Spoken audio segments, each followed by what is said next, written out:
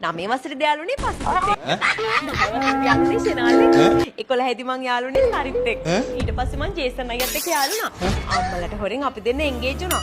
පස්සේ අපි දෙන්න ගැලපෙන්නේ නැති හින්දා ඩිවෝස් වුණා. මේ මොනවද මේ කියවන්නේ? මොකද ලෝචි විහිළු කරන්නේ මේ වගේ වෙලාවක? කවුද යකෝ විහිළු කරේ? මං ඇත්ත කියන්නේ. මමයි ජේසුනි මැරි කළා සයිප්‍රස් යන්න හිටියේ. මොකද එහෙ මැරේජ් කපල් වලට හොඳ ඔෆර් එකක් ආවා. අනේ දෙයනේ. ඇයි මම මේ කිසි පාලනයක් නැතුව ඇත්තම කියන්නේ? මහ වංචාකාරියක්. මාව රැවට්ටුවා. 5 වසරේ පාට පැන්සල් දීපු කොල්ලෙක් ගැන කී. එන ගහනවා. ආනේ කෝලිතයි උනා. කෝලිත අයියා? මොකක්? කෝලිත?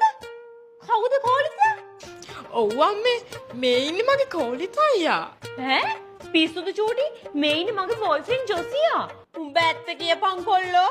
උඹේ නම කෝලිතද ජොසියාද? මං ජිනාල් ඇන්ටි. හා? උඹට මම යකෝ උඹට අපේ කෙල්ලෝ දෙන්න වගේ තව කෙල්ලෝ කී දෙනෙක් ඉන්නවද?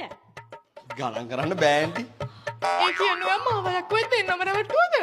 මගේ පොඩි කෙල්ල විතරයි බලන් යද්දි මෙතන අවංකව එක කොල්ලෙක්ට විතරක් ආදරය කරලා තියෙන්නේ. නෑ අම්මේ මං ගිය සතියේ බස් එකේ කොන්දස්තර අයව යාළු කරගත්තා. බස් එකේ නිකන් යන්න පුළුවන් නේ. අයියෝ මම්මේ මොනවා කියනවද මන්දා?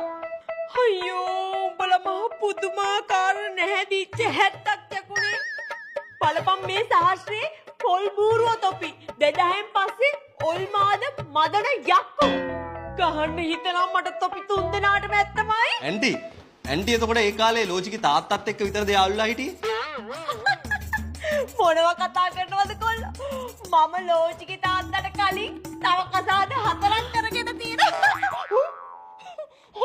උඹලට කියන්න මම ඒ කාලේ හොඳ නේද?